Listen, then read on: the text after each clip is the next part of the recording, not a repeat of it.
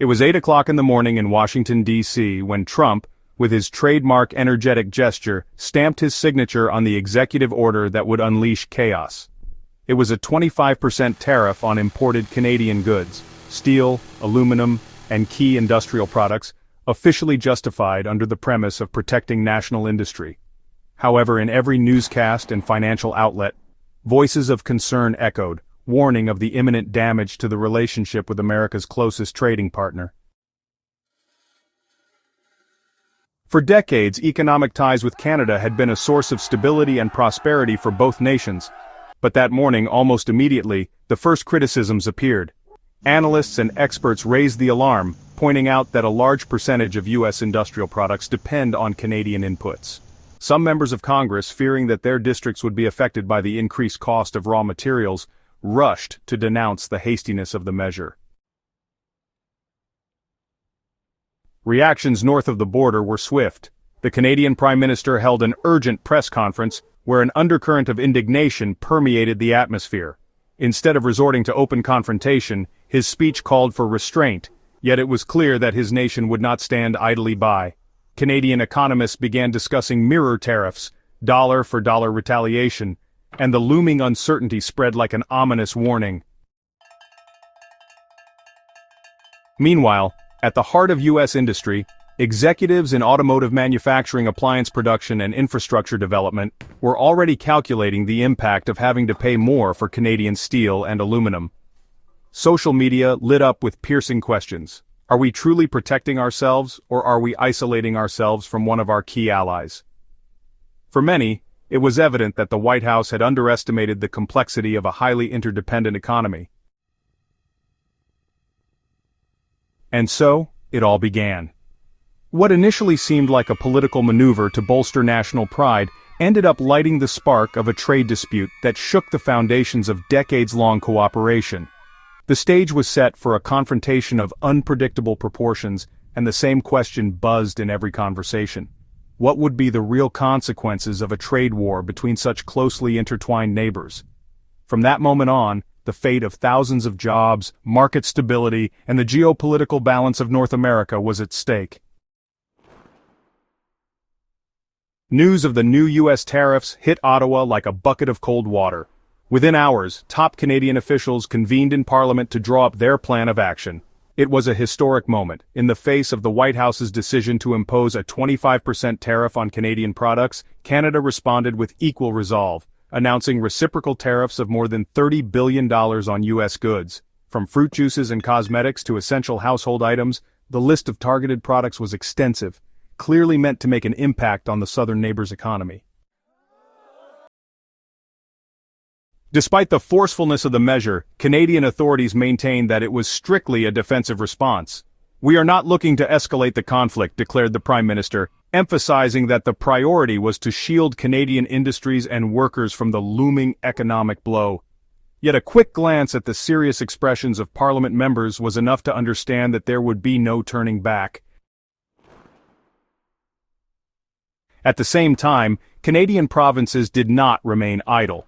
Ontario, whose automotive sector heavily depends on interconnected factories and suppliers in the United States, began formulating strategies to ensure the supply of parts and safeguard thousands of jobs.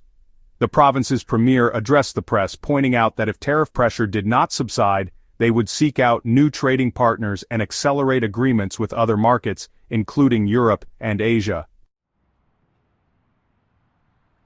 Meanwhile, Quebec, renowned for its aerospace and technology industry, began exploring ways to forge alliances abroad. Its provincial government announced the creation of contingency funds to support affected small and medium-sized businesses, anticipating additional costs and the potential drop in exports to the United States market.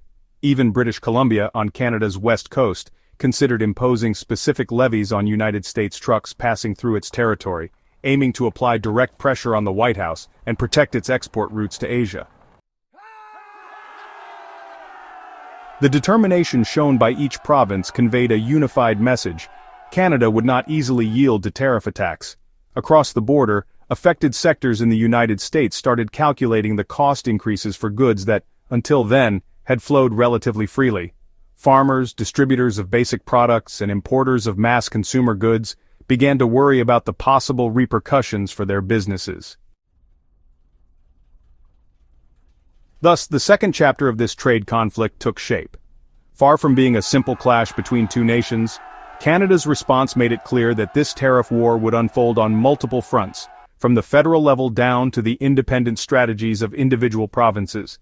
And as these two North American powers ventured further into this game of tit-for-tat measures, a growing number of consumers and producers braced themselves to feel, firsthand, the effects of a dispute that threatened to redefine economic relations across the entire continent.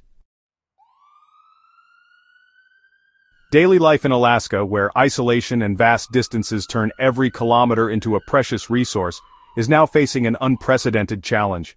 Imagine the scene.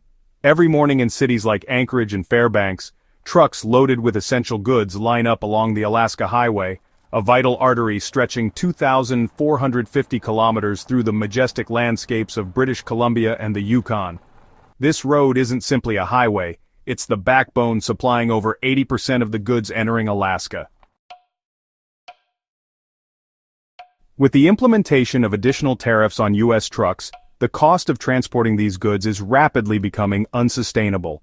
For decades, truckers enjoyed relatively smooth and economical passage, but now each kilometer traveled carries a dramatically increased financial burden. This doesn't just translate into higher prices at the supermarket, it also endangers critical sectors like construction, healthcare, and tourism, which depend on a steady and reliable supply of materials. The impact is felt immediately. In remote communities where alternative transportation options are limited, uncertainty leads to delays and shortages of essential goods. Picture a family in a small Alaskan village waiting for their shipment of medicine and fresh food, only to discover the additional costs have led to critical delays that jeopardize their well-being. Retailers are forced to raise prices to cover these increased expenses, directly affecting consumers' purchasing power and creating an inflationary spiral that threatens the economic stability of the entire region. But the consequences go far beyond higher prices. Logistics companies find themselves at a crossroads, absorb the extra costs, losing profitability, or pass them on to their customers, risking decreased competitiveness. Some have even considered alternative routes like maritime or air transport, but these solutions are significantly more expensive and far less efficient than the Alaska Highway. Meanwhile, Alaska's government urgently seeks solutions, initiating dialogues with Canadian authorities and exploring measures to ease the impact of this unfolding crisis. Yet, with the broader trade war context and political tensions at play, these negotiations remain complicated and fraught with uncertainty.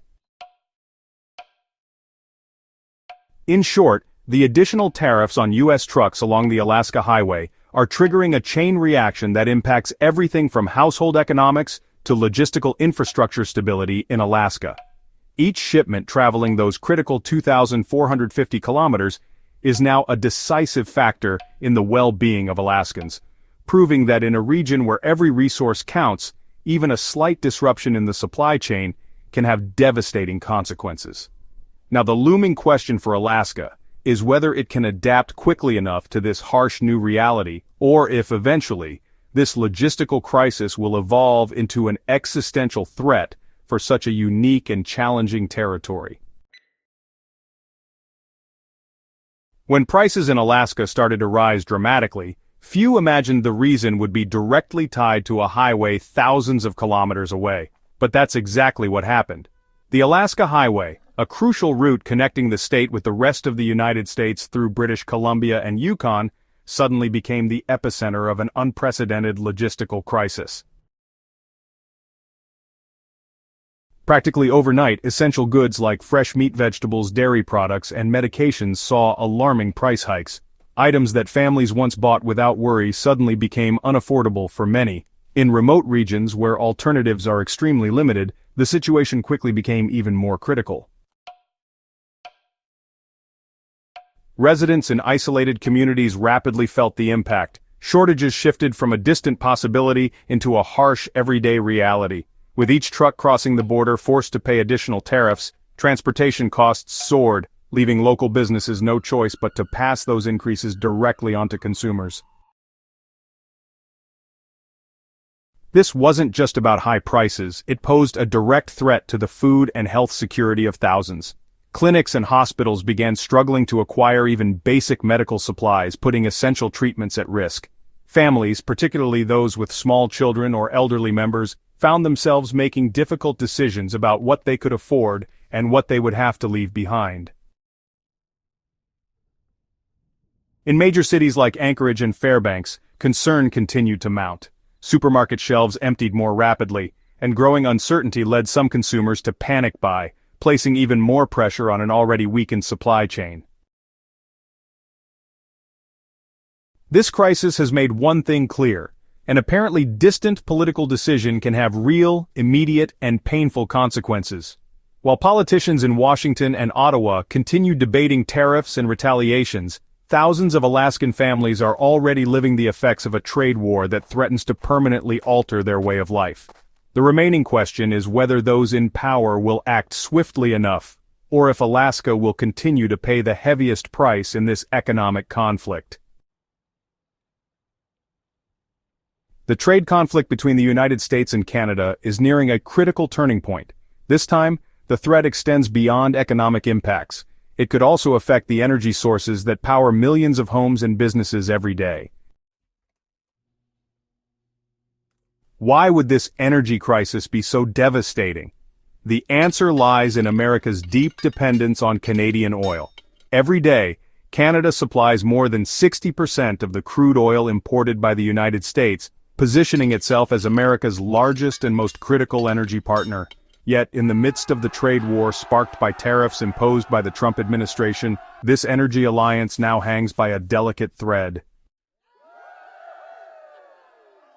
Canada has already begun considering serious economic retaliation measures, and among these is one potential action that could drastically alter the energy landscape of the United States: reducing or even temporarily suspending oil exports. If this occurs, U.S. refineries, many of them specifically designed to process heavy Canadian crude, would face immediate challenges in finding alternative sources of oil, inevitably driving fuel prices to alarming levels. But the threat doesn't stop there. Alaska, despite its own substantial oil reserves, could also experience severe consequences. The state's limited infrastructure and complex logistics restrict its ability to achieve complete self-sufficiency. If Canadian oil supplies diminish, the impact on Alaska would be immediate and severe, rapidly driving up the cost of fuel, heating oil, and electricity. Imagine entire Alaskan communities facing extreme winters with limited or inaccessible heating fuel, or vital industries such as fishing, transportation, and tourism buckling under unsustainable energy costs. Families would witness the price to fill their cars or heat their homes skyrocketing overnight, directly affecting their quality of life and economic stability. This isn't merely an economic issue, it's a potential humanitarian crisis. Alaska and other vulnerable regions cannot afford delayed solutions or prolonged discussions. The reality is clear: if action isn't swiftly taken to ease trade tensions, the looming energy crisis could quickly become a daily emergency for millions of people. The clock is ticking, and the pressing question now becomes: will the United States and Canada be able to set aside their differences in time to prevent this impending energy crisis? Or is Alaska destined to bear the harshest consequences of this unprecedented trade dispute? The trade crisis between the United States and Canada is no longer just a North American issue. Across the Atlantic, the European Union is closely monitoring developments, fully aware that any economic imbalance could trigger a worldwide financial storm. Europe did not hesitate to respond when the United States announced aggressive tariffs against Canada. The European Union quickly expressed its solidarity with the Canadian government, making it clear that it would not tolerate American trade policies that unfairly impact international markets. For Europe, global economic stability is at stake, and this conflict could lead to unexpected consequences for everyone involved. In direct retaliation, the European Union renewed tariffs targeting iconic American products, such as bourbon whiskey, Harley-Davidson motorcycles, and luxury yachts, sending a clear message to Washington.